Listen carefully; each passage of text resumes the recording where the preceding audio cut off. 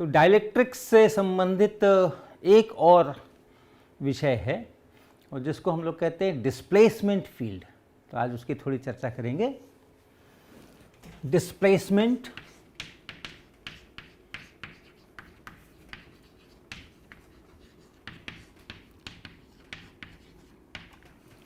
तो अगर डाइलेक्ट्रिक है तो फिर हम लोग कहते हैं कि उसमें पोलराइजेशन हो सकता है और इलेक्ट्रिक फील्ड तो होता ही होता है सभी जगह पे। तो हम लोग एक वेक्टर डिफाइन करते हैं डी, जिसको डिस्प्लेसमेंट वेक्टर कहते हैं, और वो है एप्सिलॉन नॉट इनटू ई और प्लस पी। तो अगर कोई डाइलेक्ट्रिक है और किसी पॉइंट पर पोलराइज्ड है और किसी पॉइंट पर उसका पोलराइजेशन वहाँ पे पी है, तो उस पॉइंट पर जो टोटल इलेक्ट्रिक फील्ड है वो यहाँ पे देख रहे हैं और वहाँ जो P है वो यहाँ पे देख रहे हैं, और वो मिला करके ये वेक्टर बनाते हैं जिसको कहते हैं डिस्प्लेसमेंट एट दैट पॉइंट। इस पॉइंट पर डिस्प्लेसमेंट वेक्टर ये इतना है।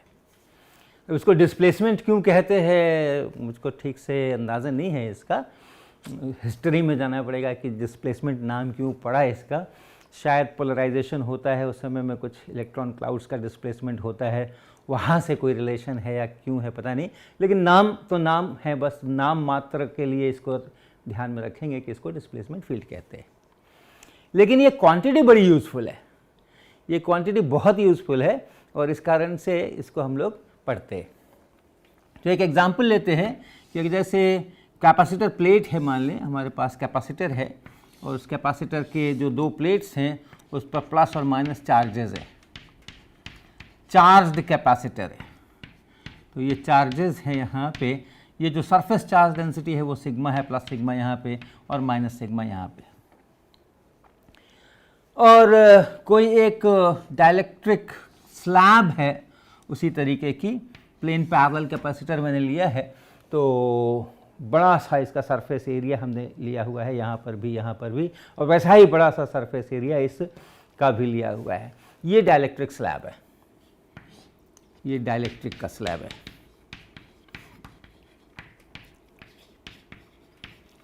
तो चूंकि यहाँ पे पॉजिटिव चार्जेस हैं, यहाँ नेगेटिव चार्जेस हैं, तो इलेक्ट्रिक फील्ड होगा और वो इलेक्ट्रिक फील्ड यहाँ इस डाइलेक्ट्रिक स्लैब की जगह पर भी होगा।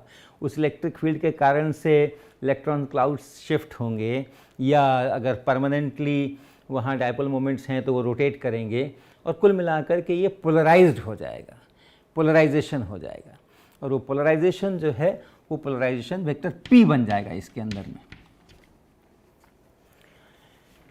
तो अब अगर हम इस चीज़ को कंस्ट्रक्ट करने की कोशिश करें, epsilon not E plus P को यहाँ, यहाँ और यहाँ, तो अगर ये नहीं होता तो कोई झंझट ही नहीं था, D बराबर एप्सिलॉन नॉट E कहते हम। अब जो है हम इसके प्रेजेंस में भी बात वही रह जाएगी। ये पॉइंट A कह लें, ये B कह लें और C कह लें, तो हम D एट A निकालने की पहले कोशिश करें, D एट A, इस पॉइंट पे D निकालने की कोशिश करें, तो क्या होगा D एट A, तो एप्सिलॉन नॉट E और प्लस P, और याद रखिए ये कंडक्टर है, ये कंडक्टर है, कैपेसिटर के प्लेट्स जो है कंडक्टर है, और कंडक्टर के सरफेस पे अगर चार्ज सिग्मा है और उसके आप बाहर, ठीक बाहर अगर आप पॉइंट लेते हैं, तो इर्रेस्पेक्टिव ऑफ कि दुनिया में और कौन से चार्ज हैं और कहाँ हैं आसपास, यहाँ चार्जेस आ जाएंगे, वहाँ चार्जेस आ जाएंगे, यहाँ चार्जेस हैं, उन सबका मिला के जो कंबाइंड इफेक्ट है वो कंबाइंड इफेक्ट है कि यहाँ जो इलेक्ट्रिक फील्ड है वो सिग्मा बाई एप्सिलॉन नॉट इतना है, जो भी डायरेक्शन उसका है। अगर कंडक्टर है तो ये सिर्फ इसके कारण से फील्ड नहीं है, इसके कारण से ही केवल फील्ड होता है, तो वो सिग्मा बाई 2 एप्सिलॉन नॉट हम लोग लिखते हैं। सिग्मा बाई एप्सिलॉन नॉट इसीलिए लिख रहे हैं कि बाकियों के सबके कारण से मिला करके, और ये सिग्मा बाई एप्सिलॉन नॉट है। इन जनरल अगर कोई मेटल का ऐसा कंडक्टर का सरफेस है तो उसके जस्ट बाहर हम कहते हैं, लेकिन यहाँ चूंकि इन्फिनिट बड़ा प्लेन कंडक्टर हम लोग मान के चल रहे हैं, इसलिए जस्ट बाहर नहीं, क्योंकि थोड़ा और भी बाहर हो तो भी ये बात चलती है। तो ये इतना, और P0 ए पॉइंट पर पी जीरो, डाइलेक्ट्रिक मटेरियल ही नहीं है यहाँ पे। जब मटेरियल ही नहीं है तो डायपोल मोमेंट होने का, पोलराइजेशन होने का कोई मतलब नहीं है। तो ये इतना, और इसलिए ये है सिग्मा, सिग्मा जस्ट सिग्मा, क्योंकि ई की जगह आप रखेंगे सिग्मा बाय एप्सिलॉन नॉट, इस एप्सिलॉन नॉट से मल्टीप्लाई करेंगे तो सिग्मा बन जाएगा, पी जीरो है इसलिए ये सिग्मा। और यही बात सी पॉइंट पर भी होगी। अगर आप सी पॉइंट पर भी करेंगे तो यही लॉजिक भी चलेंगे सारे। यहाँ पे माइनस सिग्मा का चार्ज कंडक्टर के ऊपर है, surface charge density minus sigma, इसलिए नेट फील्ड जो रिजल्टेंट फील्ड होगा वो यहाँ पे माइनस, यानी जो भी डायरेक्शन है उसका, और सिग्मा बाई एप्सिलॉन नॉट इतना होगा। कोई पोलराइजेशन नहीं है इसलिए ये इतना रहेगा। तो ये भी सिग्मा। अब आ जाइए अंदर, अंदर का क्या हालत है, डी एट बी पॉइंट पर आ जाइए। यहाँ पर जो इलेक्ट्रिक फील्ड है और जो पोलराइजेशन है उसको आप मिला करके देखें। यहाँ जो सरफेस चार्ज डेंसिटी आएगी वो देखें, ये इलेक्ट्रिक फील्ड ऐसा है और इसलिए जो यहाँ पर हमारा पोलराइजेशन आ रहा है वो इस दिशा में है। इसलिए यहाँ अगर आप देखेंगे आउटवर्ड नॉर्मल करेंगे तो इस तरफ को जाएगा n, और P इधर है, इसलिए यहाँ जो सरफेस चार्ज डेंसिटी होने वाली है P डॉट n कैप, और वो हो गई हमारी जस्ट माइनस P। यहाँ पर ये माइनस P है, यहाँ जो चार्जेस हैं, चार्ज डेंसिटी है, सरफेस चार्ज डेंसिटी, वो आई माइनस P। और इसी तरह से यहाँ देखेंगे तो जो नॉर्मल खींचेंगे n वो इधर को खींचेंगे, और जो P है वो भी इधर को ही है यहाँ पे, और इसलिए यहाँ जो चार्ज डेंसिटी आएगी वो आएगी ऐसा प्लस P। अब इलेक्ट्रिक फील्ड देखिए। अब हम इस पॉइंट पर इलेक्ट्रिक फील्ड निकालने के लिए हमारे पास में अब 4 चार्ज डिस्ट्रीब्यूशन है, 1, 2, 3 और 4। वहाँ हमने इसकी परवाह नहीं की थी। जब हम यहाँ फील्ड निकाल रहे थे तो हमने इसकी परवाह नहीं की थी, क्योंकि ये इसके ठीक सामने का पॉइंट था। अब ये इसके भीतर का पॉइंट है तो हम इसकी थोड़ी परवाह कर रहे हैं। लेकिन आप परवाह करने के बाद भी देखिएगा क्या होता है। जो इलेक्ट्रिक फील्ड आप लिखेंगे अब, जो इलेक्ट्रिक फील्ड आप लिखेंगे अब, वो इलेक्ट्रिक फील्ड कईयों के कारण से है। इस प्लस सिग्मा के कारण, सिर्फ इस प्लस सिग्मा के कारण से। क्या? Sigma by 2 epsilon not. किधर? पॉजिटिव चार्ज है, इस पॉइंट पे देख रहे हैं, नीचे की तरफ, नीचे की तरफ है। इसके कारण से देखिए सिग्मा बाई 2 एप्सिलॉन नॉट, किधर? नीचे की तरफ। ये हो गया। इस नेगेटिव चार्ज के कारण से देखिए, इस नेगेटिव चार्ज के कारण से, ये यहाँ है, ये सरफेस चार्ज डेंसिटी है P नेगेटिव, तो नेगेटिव है तो चार्जेस की तरफ, यानी यहाँ जो इलेक्ट्रिक फील्ड इसके कारण से है वो ऊपर की तरफ। कितना? ऊपर की तरफ है, और वो है P बाई 2 एप्सिलॉन नॉट। ये सरफेस चार्ज डेंसिटी है, ये जो निकल रही है, क्या निकल रही है? ये सिग्मा B निकल रहा है, ये सरफेस चार्ज डेंसिटी है। तो P सरफेस चार्ज डेंसिटी इस एरिया पे है, यहाँ पे आप उसके कारण से फील्ड देख रहे हैं, तो P बाई 2 एप्सिलॉन नॉट ऊपर की तरफ। तो ये हो गया ऊपर की तरफ। और उसके बाद फिर इसके कारण से, ये जो यहाँ प्लस P है उसके कारण से भी ऊपर की तरफ, ये क्या लिखेंगे हम? ये P बाई 2 एप्सिलॉन नॉट, ये भी ऊपर की तरफ। चारों के कारण से मैंने फील्ड्स लिख लिए, ये इतना, और plus P, plus P। P किधर? ये वाला P, ये वाला P अब लिख रहे हैं। ये P किधर है? ये P नीचे की तरफ है, तो P नीचे की तरफ। इस एप्सिलॉन नॉट से सारे एप्सिलॉन नॉट को ख़त्म कर दीजिए, और अब देखिए यहाँ से आ रहा है नीचे की तरफ sigma by 2 plus sigma by 2, sigma आया यहाँ से। यहाँ देखिए P बाई 2 ऊपर, P बाई 2 ऊपर, और P नीचे। P बाई 2 ऊपर, P बाई 2 ऊपर और P नीचे, मिलके सब खत्म हो गए, और यही सिग्मा केवल बच गया, इक्वल टू सिग्मा।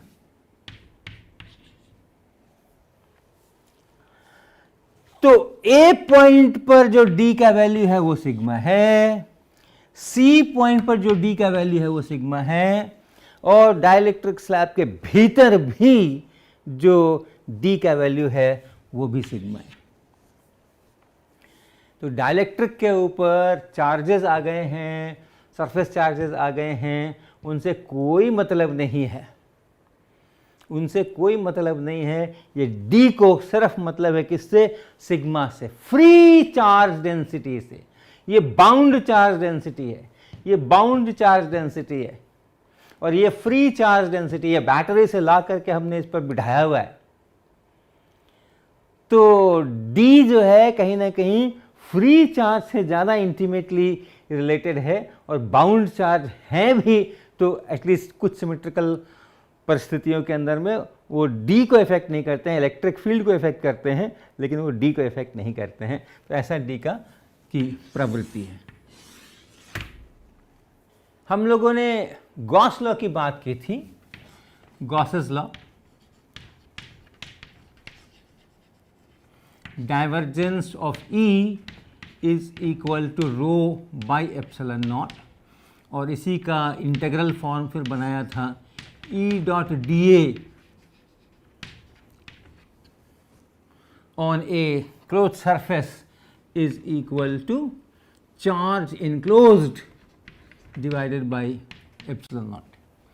यहाँ जो ये चार्ज डेंसिटी है ये टोटल चार्ज डेंसिटी है वहाँ, और ये total charge density bound charges से भी आ सकती है और फ्री चार्जेस से भी आ सकती है। हमें टोटल नेट लिखना है, नेट चार्ज डेंसिटी कितनी है। इसी तरह ये जो इनक्लोज चार्ज है ये बाउंड चार्ज भी हो सकता है और फ्री चार्ज भी हो सकता है, दोनों कंबाइंड टोटल कितना चार्ज इनक्लोज्ड है वो ये है।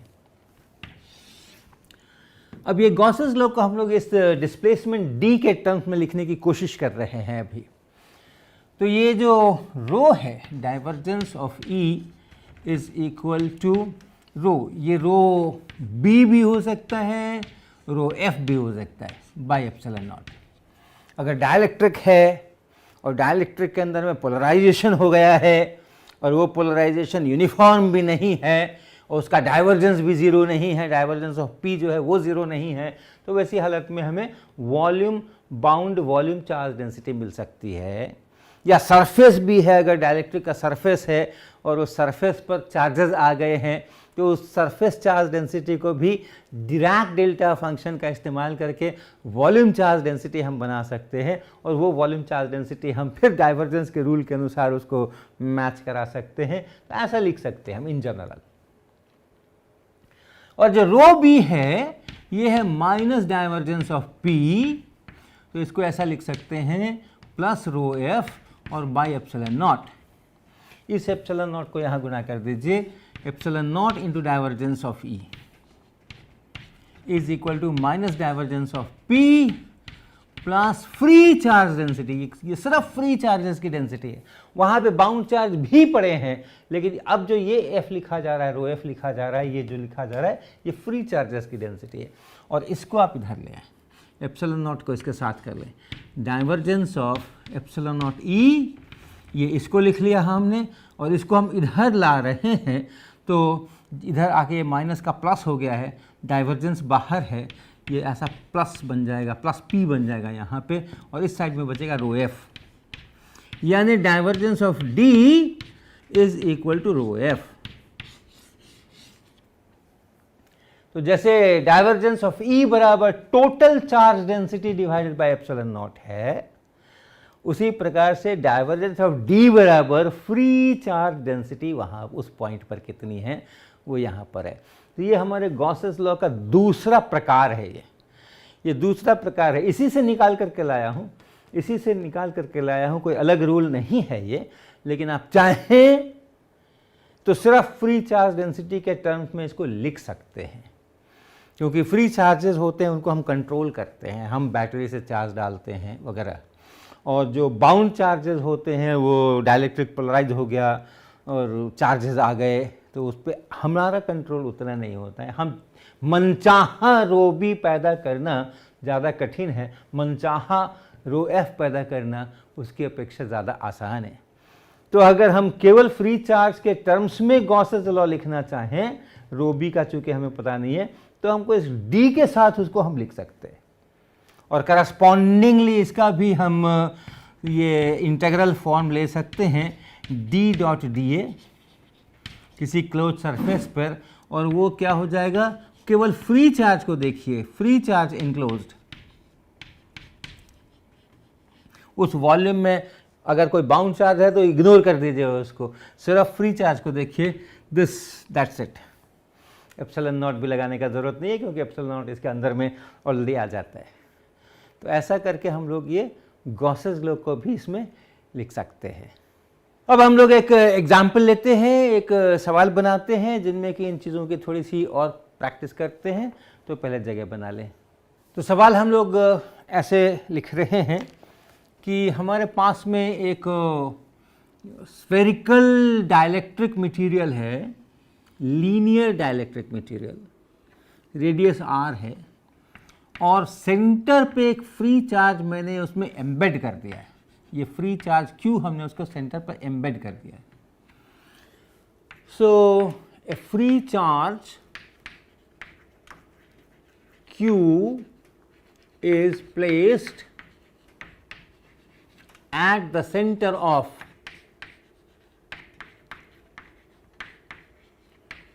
a spherical dielectric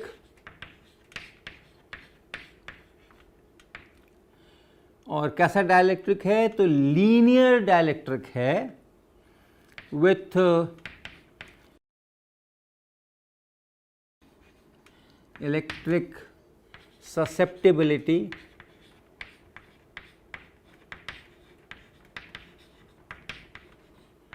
काई ई, और रेडियस उसका कैपिटल आर है। Radius of the sphere is capital R. तो ये पूरा डाइलेक्ट्रिक का स्फीयर है, और हमने किसी तरह से इसके अंदर ये क्यू चार्ज इंजेक्ट कर दिया है, घुसा के छोड़ दिया है, और हम अश्यूम कर रहे हैं कि वो क्यू चार्ज खुद बहुत थोड़ी जगह ले रहा है, इसलिए हम ये उसकी चर्चा नहीं कर रहे हैं कि यहाँ पर कितनी जगह के बाद से डाइलेक्ट्रिक शुरू हो रहा है, लेकिन आप बिल्कुल कर सकते हैं उसकी चर्चा। और अब हमें क्या चाहिए, find D E P and rho b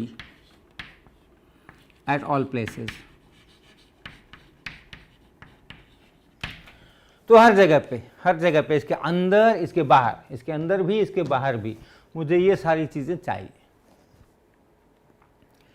तो सबसे पहले हम शुरुआत करते हैं इस d के लिए, पहला d के लिए।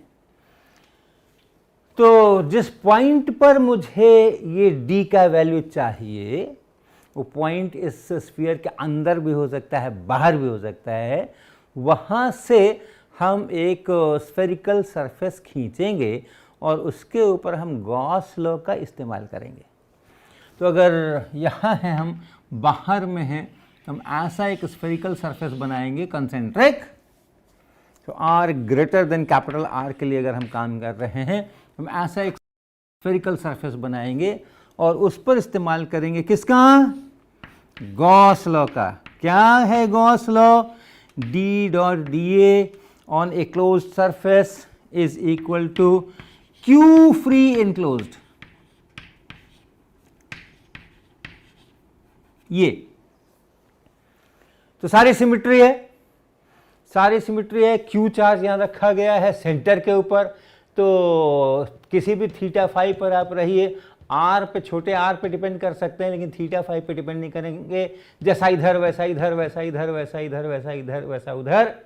तो पूरी सिमेट्री है यहाँ पे, स्फेरिकल सिमेट्री है। इसलिए इस स्फेरिकल सरफेस पर भी जब आप करेंगे तो हर जगह डी और डी ए, सबसे पहले तो ये एक दूसरे के पैरेलल हैं, क्योंकि इसके कारण से इलेक्ट्रिक फील्ड है, उस इलेक्ट्रिक फील्ड के कारण से पोलराइजेशन है। तो सारा पोलराइजेशन जो है सो रेडियल डायरेक्शन में, सारा पोलराइजेशन जो है वो रेडियल डायरेक्शन में है। और इस पोलराइजेशन के कारण से जो चार्जेस वगैरह अपीयर करेंगे, जो भी बाउंड चार्ज, सरफेस चार्ज जो भी अपीयर करेंगे, वो सब चार्जेस भी सिमेट्रिक होंगे और उनके कारण जो फील्ड होगा वो भी रेडियल होगा, इसलिए नेट फील्ड जो है वो रेडियल है। और E रेडियल हो गया, P रेडियल हो गया, तो D भी रेडियल है। इसलिए ये जो डॉट प्रोडक्ट है इसमें, ये D इंटू डी ए इसके बराबर है cos थीटा इज 1,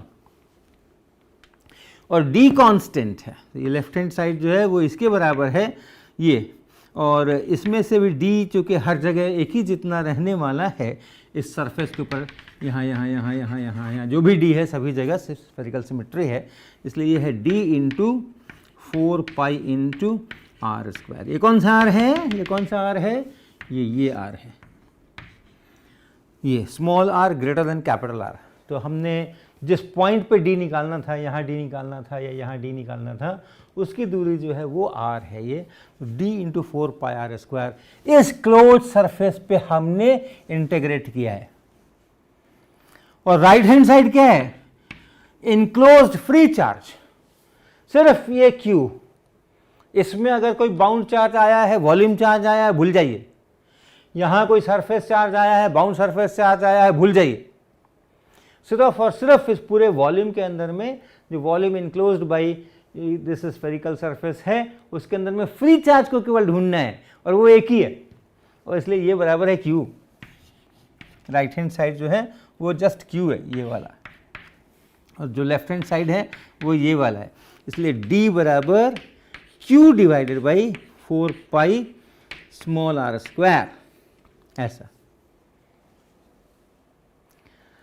और अगर आप R less than R capital R करें और आपका गॉसियन सरफेस जो है वो यहाँ नहीं बन कर के और इस मटेरियल के अंदर से जा रहा होगा, हमें जो D चाहिए वो यहाँ कहीं पर D चाहिए, तो हम ऐसा एक स्फेरिकल सरफेस क्रिएट करते हैं और इस स्फेरिकल सरफेस पर इस गॉस लॉ को हम फिर से इस्तेमाल करते हैं। तो आप देखिए मेरे सारे आर्ग्यूमेंट्स अभी भी वैलिड हैं। इस Q के कारण से जो इलेक्ट्रिक फील्ड बन रहा था ओरिजिनली वो स्फेरिकल सिमेट्रिक था, और उस इलेक्ट्रिक फील्ड के कारण से जो पोलराइजेशन पैदा होगा इस मटेरियल के अंदर में वो भी स्फेरिकल सिमेट्रिक होगा। इसलिए इन सब जगहों पर, और हमें इंटरेस्ट इससे इस स्फेरिकल सरफेस के ऊपर है, तो इन सभी जगहों पे, इस स्फेरिकल सरफेस के सभी जगहों पे ये जो P है वो भी रेडियल है, और उसके कारण से कोई बाउंड चार्ज वगैरह आया होगा, कोई सरफेस चार्ज आया होगा, वो भी स्फेरिकली सिमेट्रिक होगा। जो आर्ग्यूमेंट मैंने वहाँ दिया था इसके लिए, वही आर्ग्यूमेंट हम यहाँ भी दे रहे हैं। और इसलिए जो अंत में D बनेगा, which is epsilon not capital E plus P, वो जो D बनेगा अंत में, वो D अभी भी स्फेरिकली सिमेट्रिक होगा, और इसलिए फिर से आप कहेंगे कि DA के साथ में उसका एंगल जो है वो 0 है, और इसलिए ये इसके बराबर है। और चूंकि D का वैल्यू यहाँ यहाँ यहाँ यहाँ सब जगह एक जैसा होना है, थीटा फाई पर कुछ भी डिपेंड नहीं कर रहा है, इसलिए इसको इतना होना है। इसके अंदर भी फ्री चार्ज उतना ही है Q, तो फ्री चार्ज इनक्लोज अभी भी इतना ही है, D बराबर अभी भी इतना होगा। अब epsilon not E plus P से सोचिएगा, तो जब बाहर में थे तो यहाँ P 0 था, अभी P पर आएंगे, जब ये P पर आएंगे तो उसकी चर्चा करेंगे। अंदर में P 0 नहीं है, लेकिन D को अगर देखते हैं तो D वैसा का वैसा है, D बराबर Q by 4 pi R square. R distance पे, ये छोटा r इस डिस्टेंस पर D जो है वो यही है, तो सभी जगह R greater than capital R और R smaller than capital R, सभी जगह पे D जो है वो इतना ही है। और D जब इतना है तो अब नेक्स्ट पर आ जाइए, E पर आ जाइए। R ग्रेटर देन R में अगर E देखते हैं, यहाँ अगर E देखते हैं, यहाँ का D पता हो गया, और E देखना है तो D क्या होता है, epsilon not E plus P, और P बराबर 0 है। अगर आपने यहाँ देखना है, इस जगह पे बाहर में देखना है, इस जो डाइलेक्ट्रिक स्फीयर है उस स्फीयर के बाहर में देखना है, मटेरियल नहीं है, मटेरियल नहीं है तो डायपोल मोमेंट कहाँ से आएंगे, डायपोल मोमेंट नहीं आएंगे तो पोलराइजेशन 0 होगा, तो यहाँ पे P 0 है, ये 0 है। और इसलिए इलेक्ट्रिक फील्ड जो है वो है d divided by epsilon not, अर्थात q divided by 4 pi epsilon not small r square r cap. ये इलेक्ट्रिक फील्ड बाहर में, और ठीक भी है क्योंकि इस q के अलावा जो चार्जेस हैं वो कहीं से लाए तो है नहीं हमने, इस डाइलेक्ट्रिक का खुद का ही चार्ज इधर उधर बटा है, और वो इधर उधर बटा है तो वो स्फेरिकली सिमेट्रिक है जैसे भी बटा होगा, तो इसलिए टोटल चार्ज चूंकि जीरो ही है, बाहर से हमने डाइलेक्ट्रिक में चार्ज दिया नहीं है, ये क्यू चार्ज अलग से फ्री चार्ज है, उसका हिसाब हम कर ही रहे, तो उनके कारण से बाउंड चार्जेस के कारण से कोई फील्ड नहीं है, और ये इतना फील्ड यहाँ पर है। और अगर हम r लेस देन r पे चलते हैं, r लेस देन r पे चलते हैं, तब फिर हम क्या कहेंगे, तब हम कहेंगे d बराबर epsilon not e plus p। ध्यान रखिएगा, ये जो इलेक्ट्रिक फील्ड लिख रहे हैं ये q चार्ज के कारण इलेक्ट्रिक फील्ड नहीं है, ये रिजल्टेंट इलेक्ट्रिक फील्ड है। जब ये इक्वेशन लिखते हैं तो ये रिजल्टेंट इलेक्ट्रिक फील्ड है और ये पोलराइजेशन है। तो ये, लेकिन अब ये देखिए इसकी ससेप्टिबिलिटी काई ई दी हुई है, तो ये भी एक रिलेशन है, जो यहाँ पे actual resultant electric field exist कर रहा है because of the free charge plus because of the bound charge, उसके साथ में इस पी का रिश्ता है, epsilon naught chi E and ई, ये रिश्ता है। तो पी की जगह पर आप ऐसा लिख सकते हैं, डी बराबर एप्सिलॉन नॉट ई और plus epsilon naught chi E and then this capital E, और आप इसको कॉमन ले लीजिए तो बच जाता है 1 प्लस काई ई, ये। और इसलिए ई वेक्टर जो है वो हो गया D divided by epsilon naught 1 plus chi E, ऐसा। और d अपने को पता है, अंदर बाहर सब जगह d एक ही है, d जो है वो इतना है q by 4 pi r square, अगर आप वेक्टर में लिखिए तो r कैप। तो इसलिए e जो है वो हो गया q by 4 pi epsilon naught 1 plus chi e and then r square, ऐसा r कैप। तो आप यहाँ अंदर में जिस समय हैं, यहाँ इलेक्ट्रिक फील्ड आपको चाहिए, तो केवल इस फ्री चार्ज का इलेक्ट्रिक फील्ड नहीं है, फ्री चार्ज के इलेक्ट्रिक फील्ड के अलावा इस पोलराइजेशन के कारण जो चार्जेस आए हैं वो भी यहाँ पे शामिल हैं, और इसलिए ये ऐसा।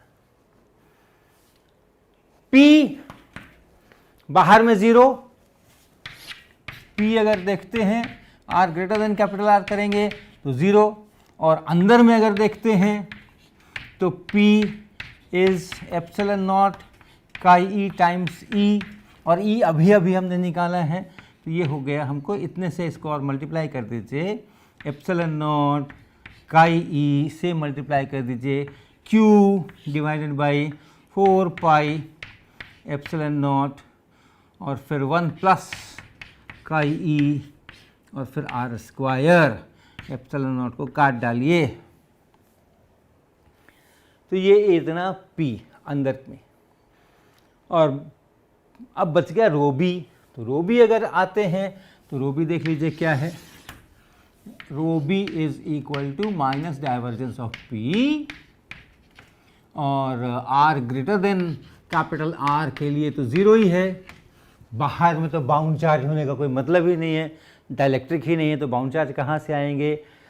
और अंदर के लिए ये अब r लेस देन r के लिए आप इसका इस्तेमाल कर सकते हैं, और आपके पास में एक्सप्रेशन है p का, ये एक्सप्रेशन है p का, और p वेक्टर है तो आप r कैप भी लगा लीजिए यहाँ पे, और ये देखिए इसमें से ये है माइनस डाइवर्जेंस ऑफ काई e और q, और नीचे में 4 पाई और 1 प्लस काई e, ये तो कांस्टेंट है, ये एसेंशियली कांस्टेंट है, इसको मैं डाइवर्जेंस के बाहर लिखूंगा, बल्कि अभी ही लिख सकते हैं।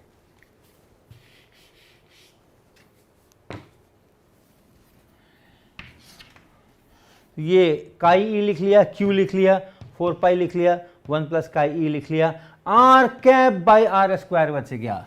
Divergence of R cap by R square. आपको याद है हमने इसकी भी चर्चा कभी कर रखी थी शुरू के अंदर में, divergence of R cap by R square की। अगर आप किसी पॉइंट चार्ज के लिए और किसी जगह पे इलेक्ट्रिक फील्ड लिखते हैं तो वो इलेक्ट्रिक फील्ड होता है Q divided by 4 pi epsilon naught R cap by R square ये। और अगर आप डाइवर्जेंस यहाँ ले लीजिए तो डाइवर्जेंस ऑफ E बराबर Q by 4 pi epsilon naught और divergence of R cap by R square. और डाइवर्जेंस ऑफ E जो है वो है रो बाई एप्सिलॉन नॉट, और यहाँ पे रो आप लिखेंगे तो होगा Q into delta function at origin. ये ओरिजिन के ऊपर ब्लो करना है, बाकी सब जगह एक जैसा रहना है, और इंटीग्रल करें तो बीच सब मिल करके 1 होना है ये। तो इतना बराबर इतना, और यहाँ से आप लिख सकते हैं रो बाई एप्सिलॉन नॉट, रो इतना है और बाई एप्सिलॉन नॉट ये है, तो Q by 4 pi epsilon naught.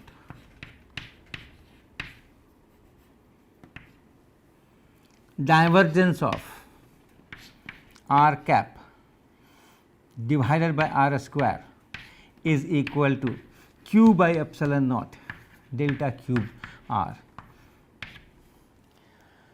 और Q से Q को काटिए, एप्सिलॉन नॉट से एप्सिलॉन नॉट को काटिए, divergence of R cap by R square is equal to 4 pi उधर ले चलिए, 4 पाई डेल्टा क्यूब और डायरेक्ट डेल्टा फंक्शन ये है। ये चीज़ उठा करके आप यहाँ रख दीजिए, कहाँ? यहाँ।